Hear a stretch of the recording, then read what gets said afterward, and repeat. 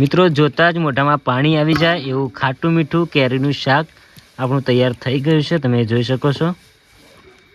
આપણી ભાષા, આપણી રસોઈ, સ્વાદ તમારો અને સ્વાદ અમારો।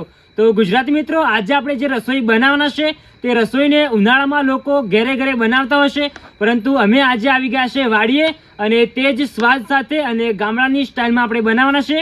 તો તે છે કાચી કેરીનું શાક અને રોટલી। તો તેની માટે મારી પાસે છે કેરી, મારી જોડે છે ગોળ, મારી જોડે છે મસાલા, મારી જોડે છે લોટ। તો ચાલો ગુજરાતી મિત્રો શરૂઆતથી જ શરૂ કરીએ। ચલો।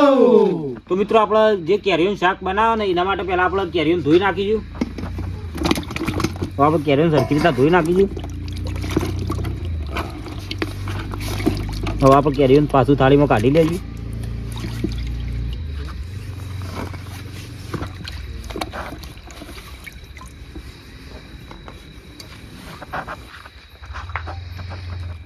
તો મિત્રો કેરીની સિઝન ચાલુ થઈ ગઈ છે, બધા જ લોકો પોતપોતાના ઘરે કેરીનું શાક તો બનાવતા જ હશે, પણ આપણે બધા મિત્રો આજ વાડીએ આવી ગયા છે અને આજ કંઈક અલગ જ રીતે આપણે કેરીનું શાક બનાવવાનું છે।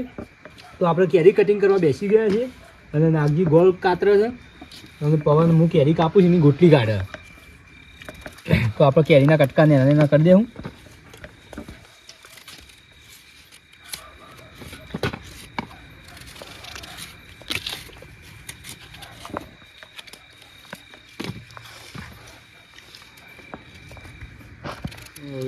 કેરીનું શાક આપણે જે બનાવવાનું છે એને આપણે શરૂઆત કરી દઈએ। તો ચૂલો સળગી ગયો છે, તો સૌથી પહેલા આપણે તપેલું મૂકી દઈશું અંદર, તેલ પણ અંદર વેડી દઈશું અને તેલ ગરમ થાય એના પછી આપણે વઘાર કરશું।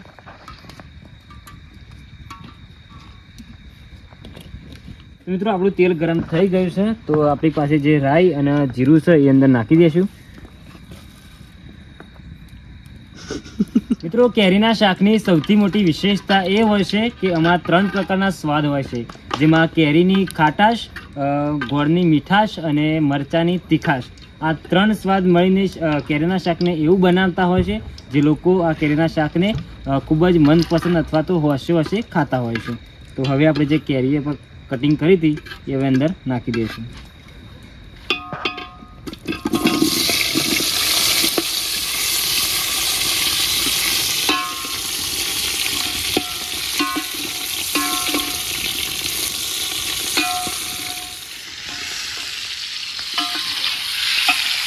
તો મિત્રો હવે વારો છે મસાલા નાખવાનો। તો મસાલામાં આપણી પાસે છે મેથું, હળદર, મરચું, ધાણા જીરા પાવડર અને ગરમ મસાલો। તો હવે આપણે શાકમાં નાખી દઈશું।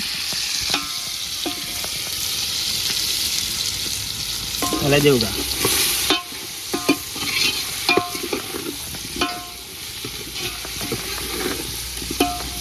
પાણી વેડી દઉં, પાણી પણ વેડી દઈશું અંદર, બધું બધું નહીં।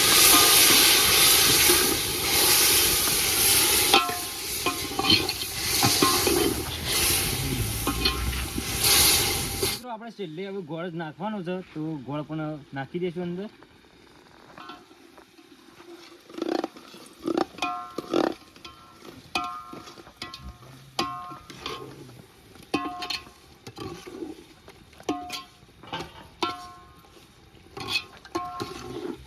તો મિત્રો આપણું કેરીનું શાક બની તૈયાર થઈ ગયું છે। તો હવે આપણે રોટલી બનાવવાનો વારો છે। તો હવે લોટ બધો બેસી ગયો એસપી, તો એસપી હવે મેઠું નાખીને તેલ વેડી દે, પછી લોટ બાંધીએ આપણે।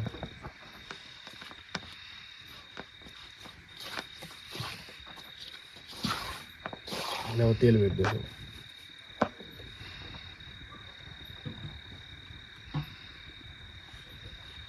હવે અંદર પાણી વેડીને પછી આપણે લોટ બાંધી દઈએ।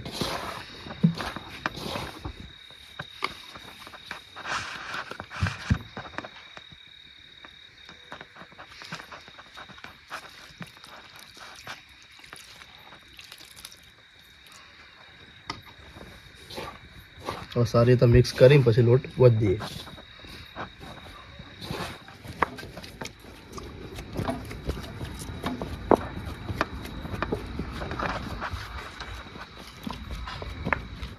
તો મિત્રો હવે આપણે ચેક કરીશું કે આપણે જે કેરીનું શાક બનાવ્યું હતું એ કમ્પ્લીટ સડી છે કે નહીં। વિપુલભાઈ આપણે તપેલું બોલે। તો મિત્રો તમે જોઈ શકો છો કે આપણે કેરીનું શાક કમ્પ્લીટ સડી ગયું છે, તો આપણે ઉતારી દઈશું ચૂલા પરથી।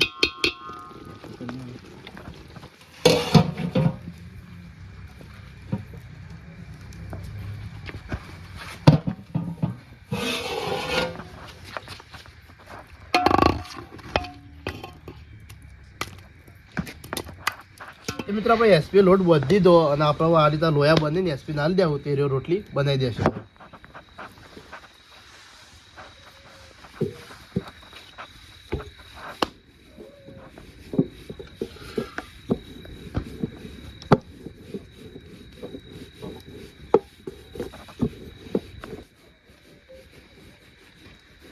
ઉતારે તો મિત્રો આપણે એસપી રોટલી કમ્પ્લીટ ગોળ બનાવી દીધી. હવે આપણે પપ્પુભાઈ નાલી દેવું તે તવી પર ચડવી દેશે.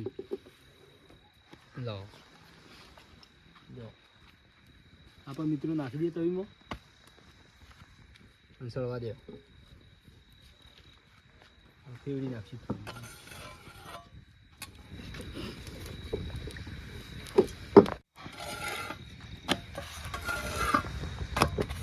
તો મિત્રો આપણે રોટલી કમ્પ્લીટ ચડી દઈએ, તમે જોઈ શકો. તો ઉતારી દઈએ આપણે.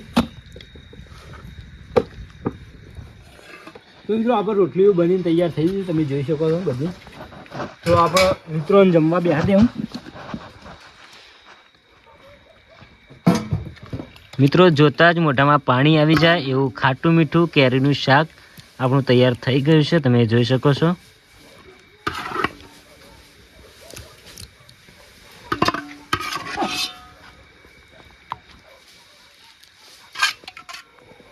તો મિત્રો તમે જોઈ શકો છો કે આપણું ગરમા ગરમ ખાટું મીઠું કેરીનું શાક અને ગરમા ગરમ રોટલી બનીને તૈયાર થઈ ગઈ છે અને મિત્રો જમવા પણ બેસી ગયા છે. તો સૌથી પહેલાં આપણે મિત્રોની થાળીમાં આપી દઈશું.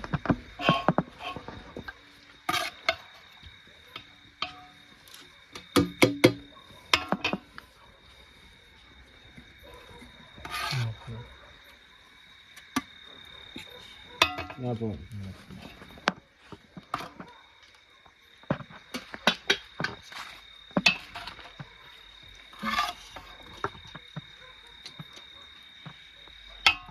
તો હવે આપણે મિત્રોને કહેશું કે જમવાનું શરૂ કરે અને આપણે જે શાક બનાવ્યું છે વાડીએ એનો સ્વાદ કેવો છે એ પણ આપણને જણાવે.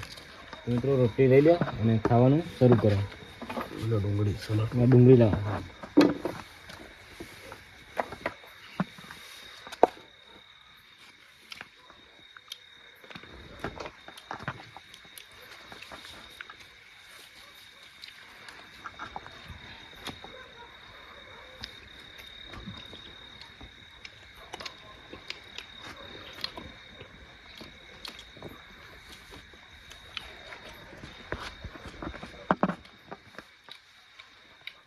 તો વિપુલભાઈ બોલો, આપણે જે કાચી કેરીનું શાક બનાવ્યું તો એનો સ્વાદ કેવો છે બોલો?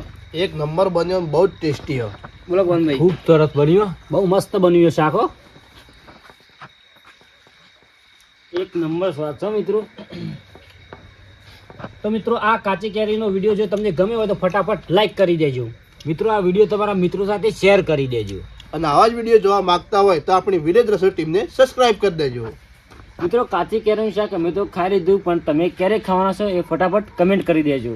તો ફરીથી મળીએ એક નવા વિડીયોની સાથે.